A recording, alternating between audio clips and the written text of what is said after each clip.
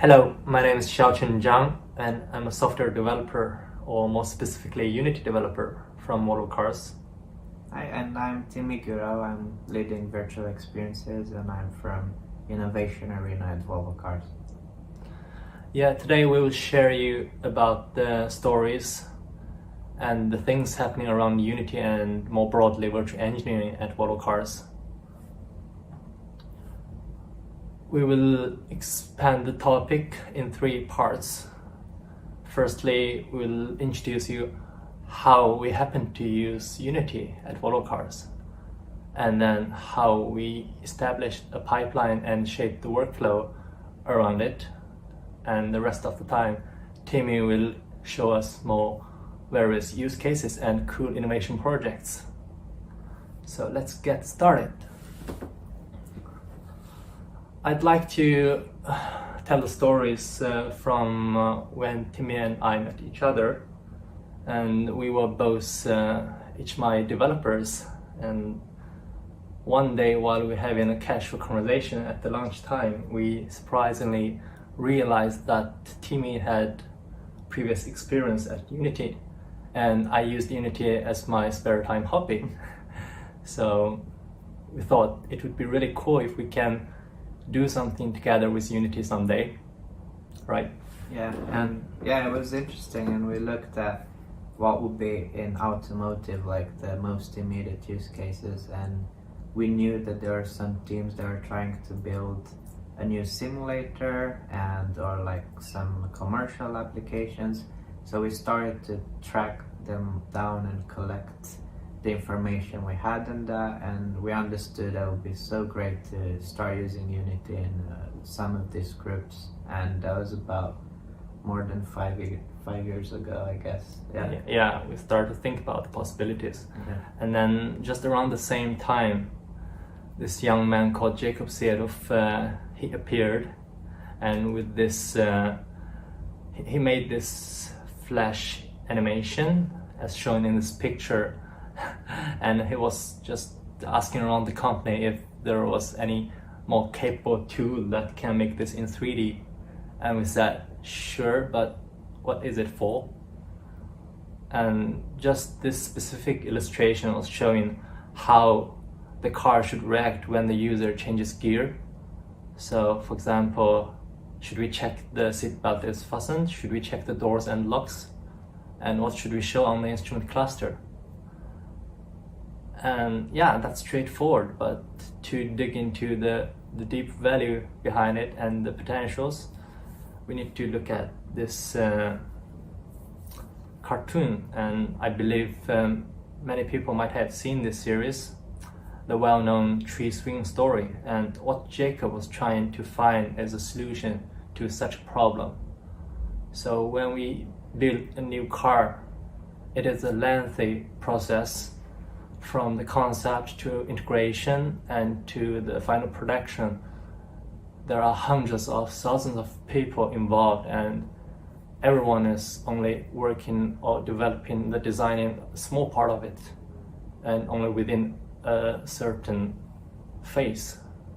So the traditional way is someone in the early phase, they will write a document of 10-20 pages, and then the others will find it and spend a long time reading it and understanding it correctly.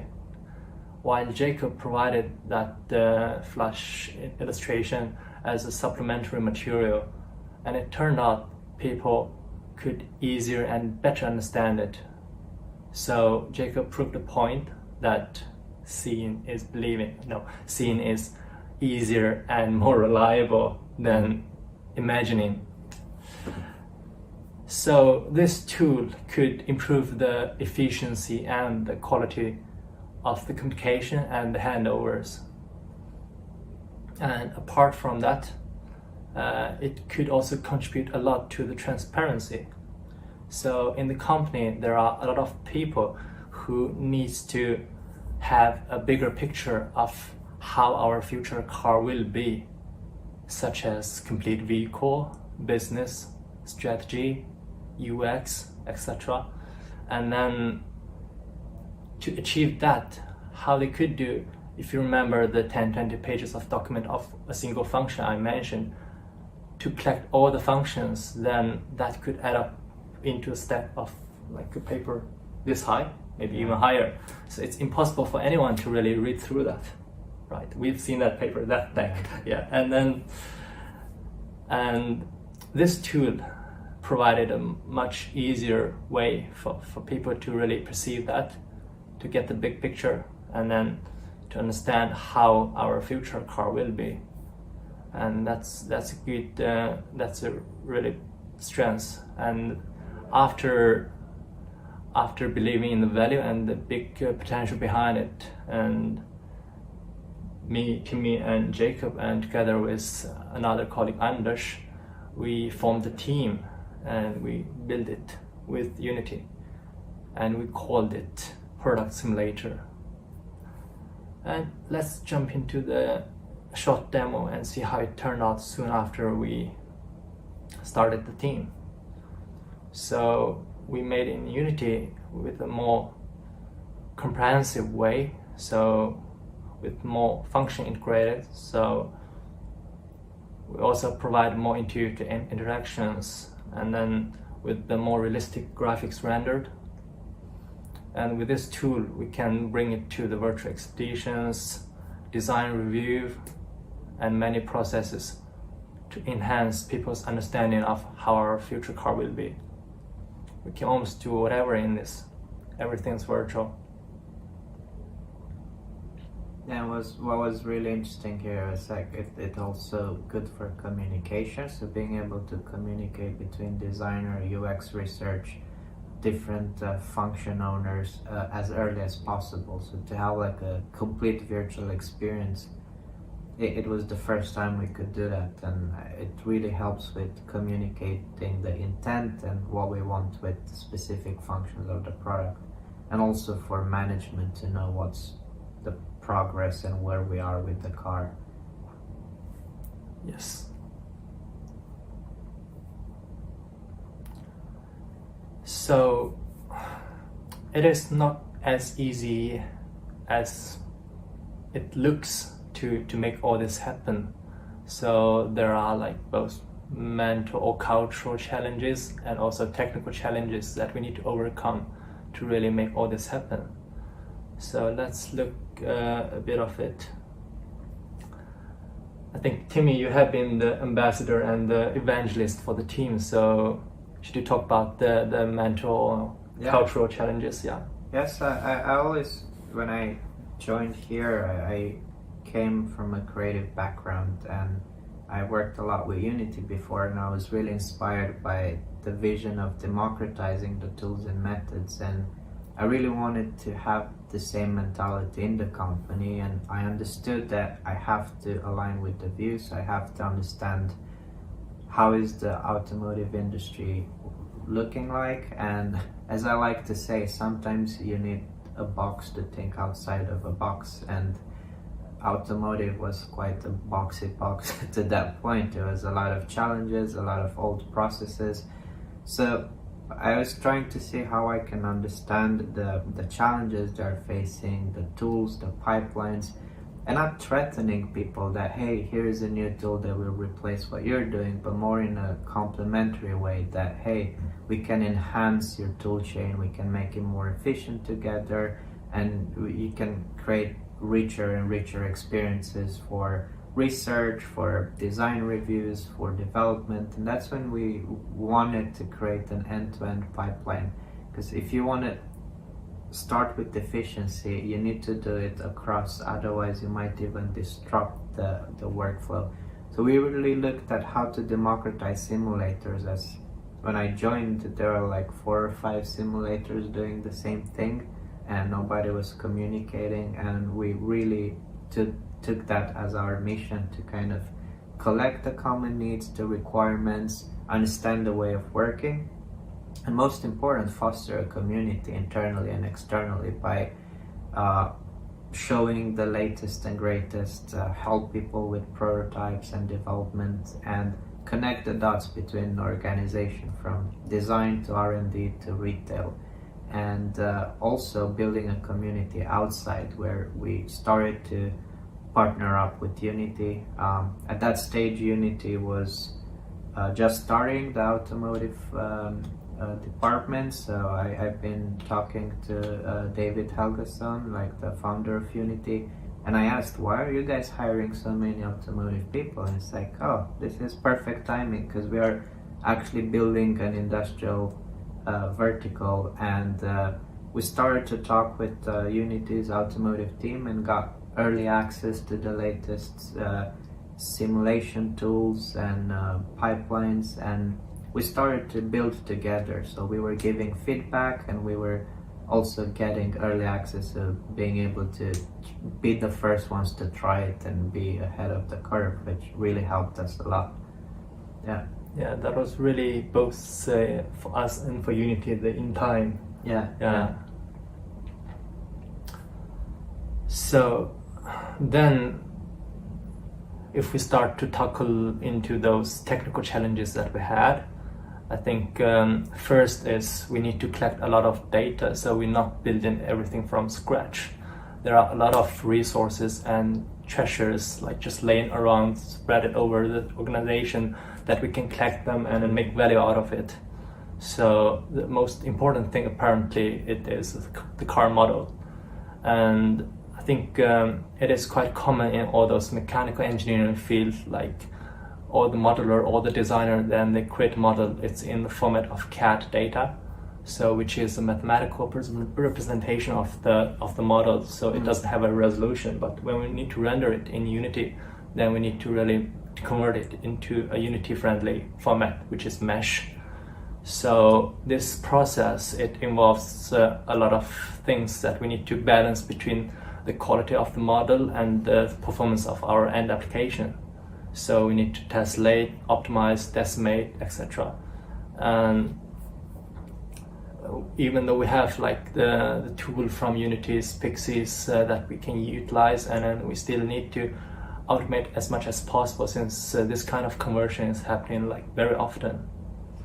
And then the second thing is to add interaction. So we don't want dead models, so we want the car to really work and function as it should in our simulation. So like we want to open the door and close the door, and then we need to make sure they have the proper mechanical hierarchy. So when we open the door, the mirror should also follow. It shouldn't just like lay in the air. So we need to fix all those, and then also the pivot points, the UV of the materials, etc. And then thirdly, we need to manage a lot of versions, as our modelers are working hard to make new releases of different cars every week. So there are a lot of variants that we need to manage. And in the early phases, the models are even incomplete, so we need to make replacement parts. So we need to note that down and then make it clear for our end users. So what kind of which version of the car you are looking at. And then it goes to the functional logic, which again refers to the same function designer that I mentioned, the ones who write in the document. So they need to provide a programmable way of what they're writing, and then we can really play it or run it in the simulation. And thirdly, when we say digital interaction, it refers to the HMI, which is the instrument cluster, center stack display, head-up display, and even the smartphone apps. So we have dedicated teams in the company who are creating this, and we don't want to do it again, but then instead we want to reuse whatever we have and make the real thing.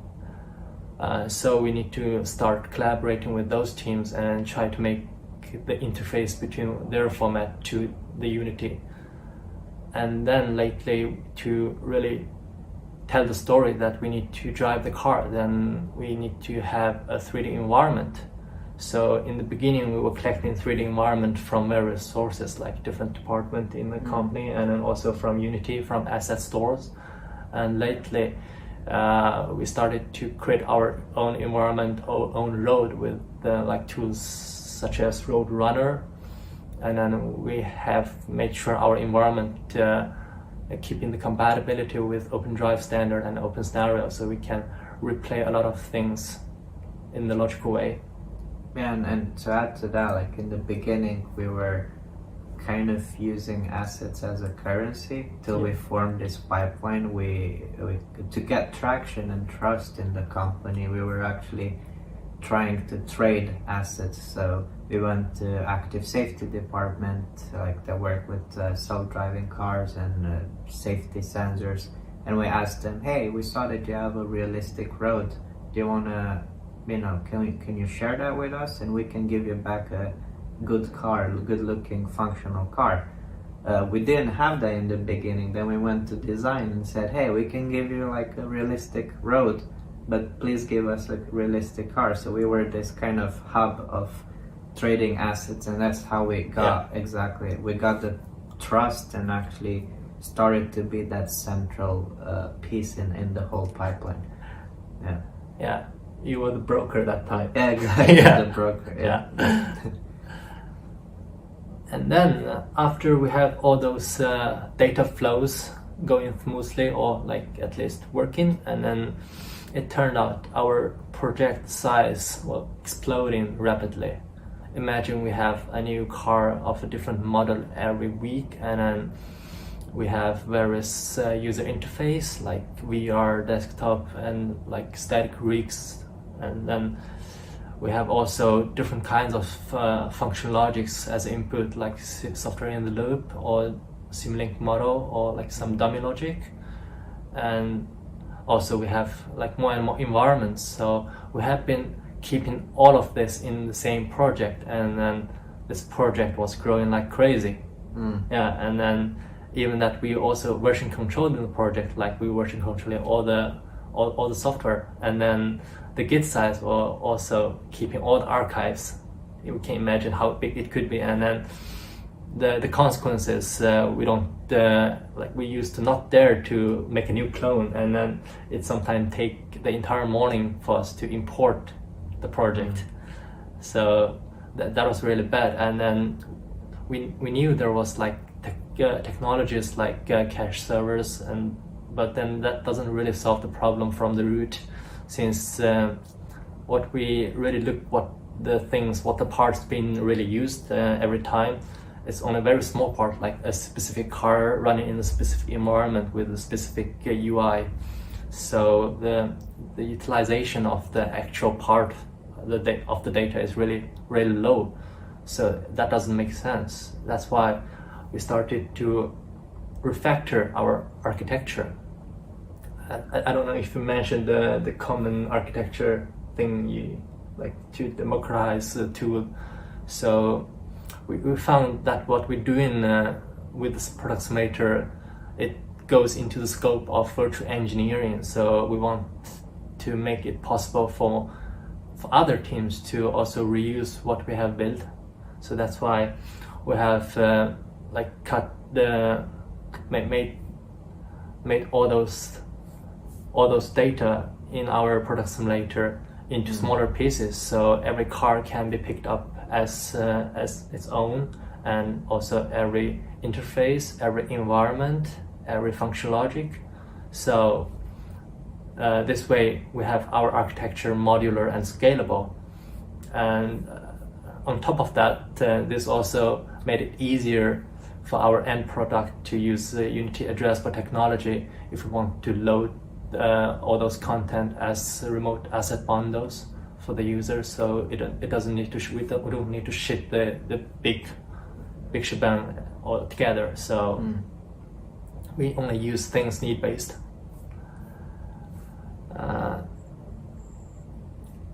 Another thing this modular structure has enabled is data democratization. So I think Timmy has been the real evangelist that's pushing for democratizing like digital assets and like tools and softwares and even experiences. So we want this experience or everything to be available to as many as possible.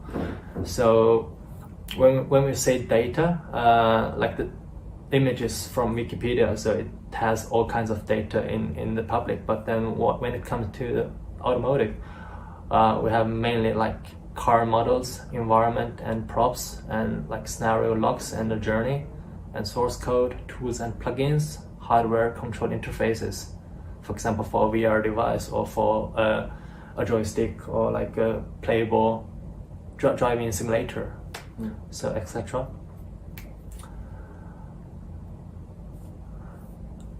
And then after we have made all those into smaller packages, and then we need a platform to host the data so we can share them with others. And there are a lot of giants out there who have made similar thing, like JavaScript, they had npm, and Python, they had pip, and even Unity. They have made the package manager. So we were so happy that there is something already built in that we can use.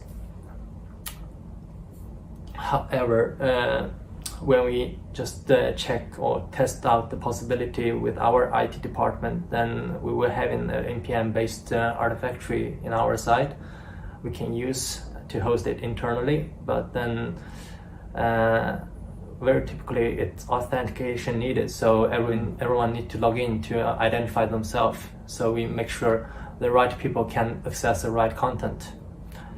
And this authentication thing was not supported at that time by Unity's package manager, so we had to implement this in-house solution. We mimicked the Unity package manager and made a Volvo package manager and started creating assets and serving into it.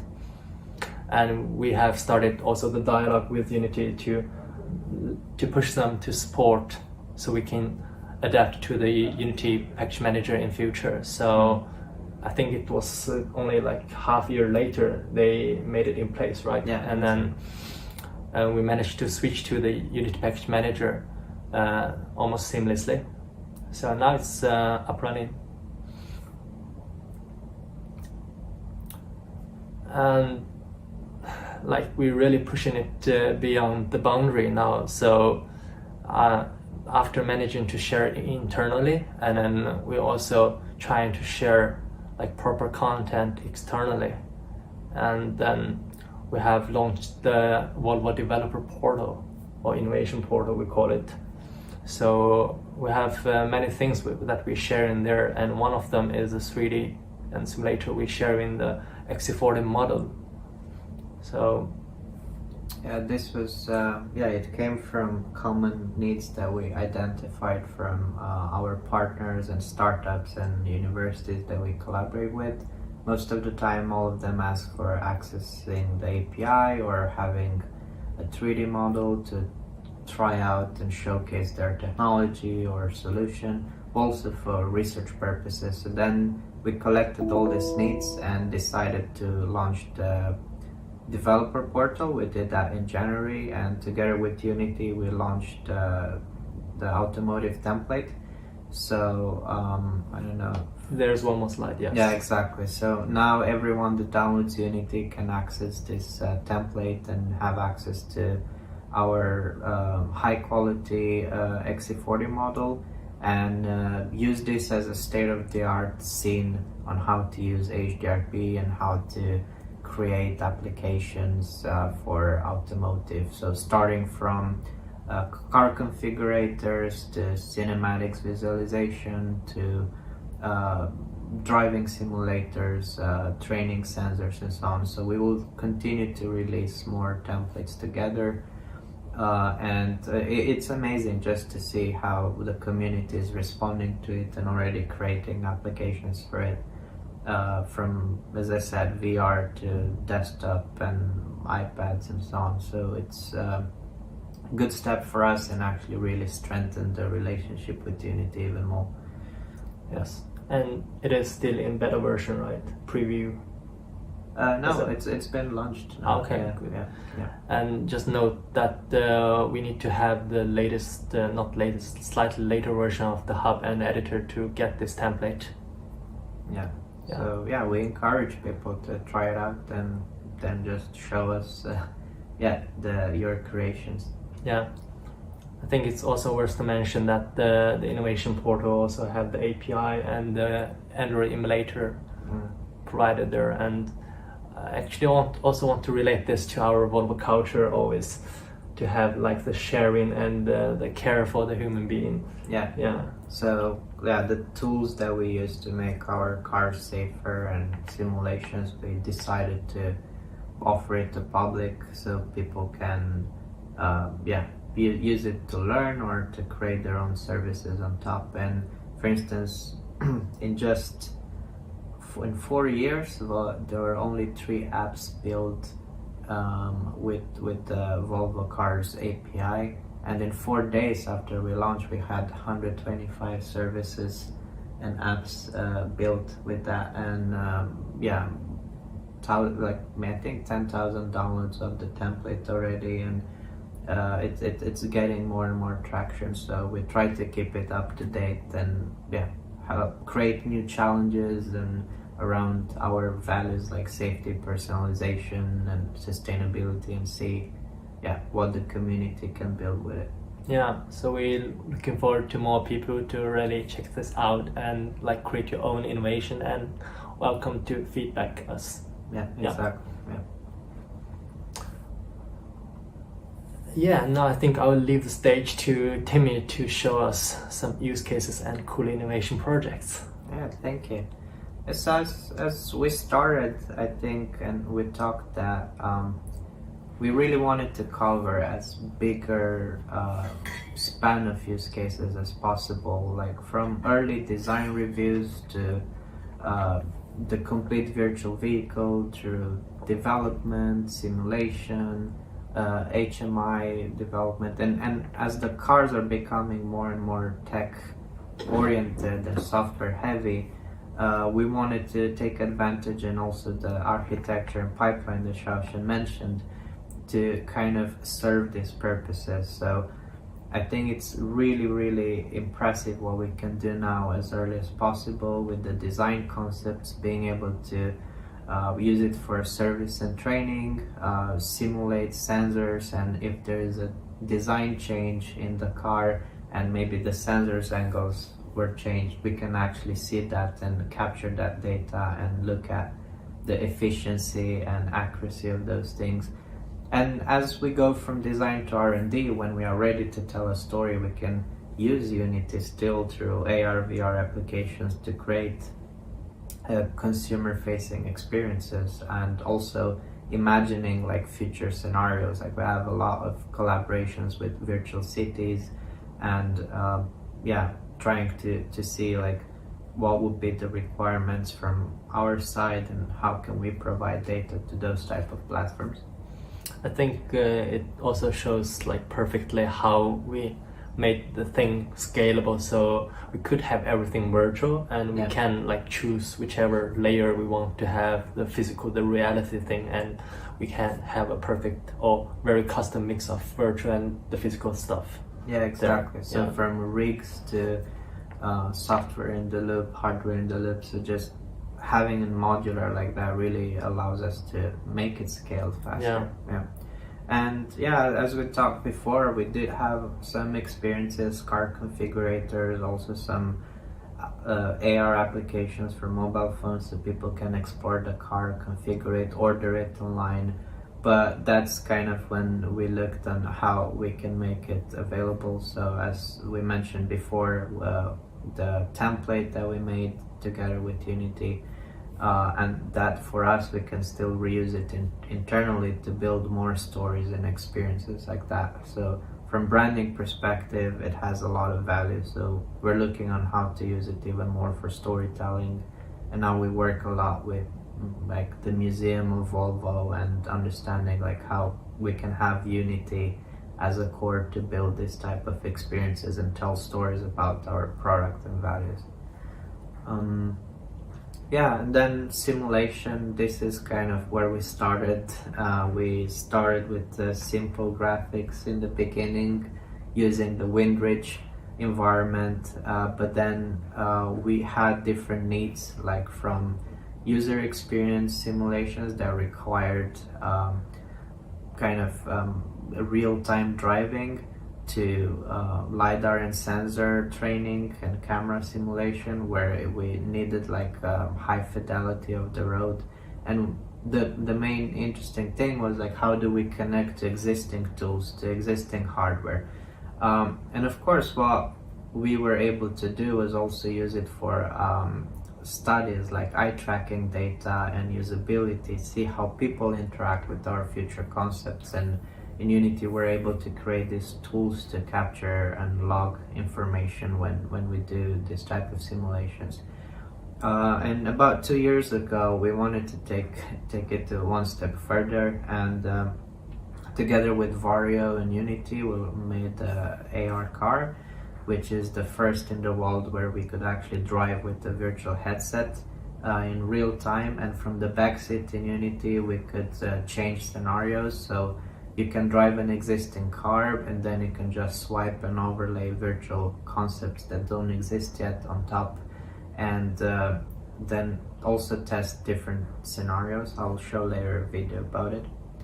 And yeah, this is how we started a collaboration with Vario, which for us, we even invested in them with our investment tech fund, because we really believed in what they were trying to build, and it was the first time we can actually use this technology for proper validation and reviews, because the consumer headsets and what was on the market at that time, it was not good enough. It was too blurry to look at and review materials or read text. And now the newest headsets, they're just better and better. And the interesting thing is that almost every week we have new requests internally, new teams that are coming with their use cases, from ergonomic studies to perceived quality, to even departments that I didn't know they existed that actually ask for help and use like building on virtual engineering and use these tools for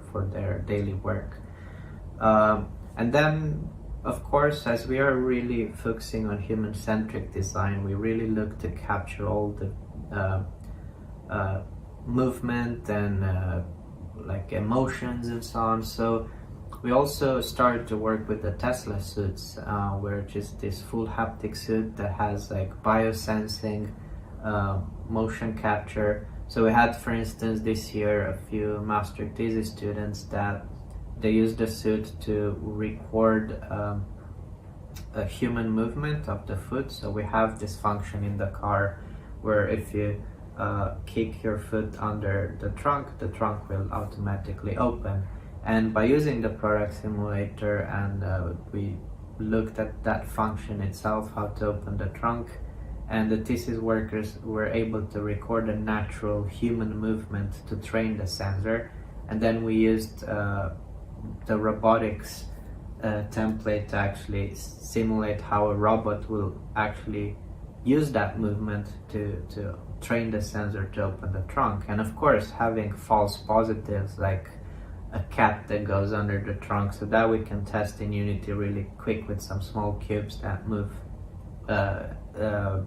under the trunk. I remember you, Xiaochen, at the hackathon did a solution with Vario with eye tracking, that you looked at the trunk and the trunk opened. So it's so easy to just prototype new functions and create innovations. Yeah. But this I haven't seen. Looking forward to look. Yeah, we actually have a full ABB robot that it's been trained in Unity and using the suit to open the trunk of a car. It's like really, really interesting. And yeah, I mean, before I started to work with automotive, I was dreaming of a future where we all wear glasses and lenses and wearables. And at that time I was trying to think, this was more than 10 years ago or 12 years ago, and I started to work with Unity and looked at what type of technology we will wear, like cameras, and back then it was Google Glass, and there were privacy issues with cameras, but then trying to understand that there are more radars and map data and things that can be useful. So then I was thinking that automotive, and especially Volvo at that time, that was like having these super safe cars, was fully equipped with this type of sensors like LiDAR, things that we now have in iPhones and iPads, and probably in the future AR glasses. The Vario headset, they have LiDAR as well, and it's like interesting to see how similar like the wearables and the glasses that are upcoming are to how self-driving cars work, and how to make sense of the world and add virtual elements on top. So I think the crossover between the technologies that are in the car and how the whole 3D and real-time industry is going, it's like really overlapping. So that's why I think it's like a really interesting connection between these two industries. And I think we are really looking at, as I said, like how to create richer experiences and stories. And as we know, like from back in the history when we were forming tribes, the way we expressed about the world around us was through metaphors about things, and we kind of started to reuse them till they became concepts and so on. And then after the invention of the printing press, the stories became linear. So a book, like a movie, an experience, publishing, they were like linear stories.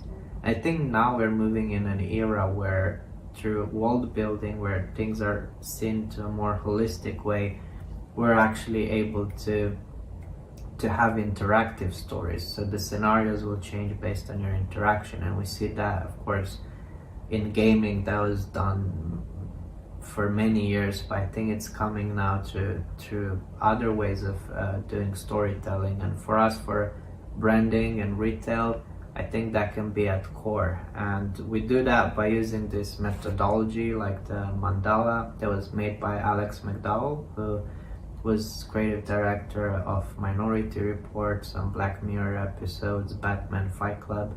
So we started to work with him and trying to understand how to build these immersive stories, and we're using Unity as a platform to make it like as a big source of creating scenarios and looking how Volvo could be in 2050, for instance, but looking at all the elements, not only the car itself, but what's the impact on a city, on the climate, on geography, on science and all that. And it's a really powerful tool to use a game engine to create this real-time interactive scenario. So based on research data that we can put in here, for instance anthropological research, we can actually see how some of the context will change.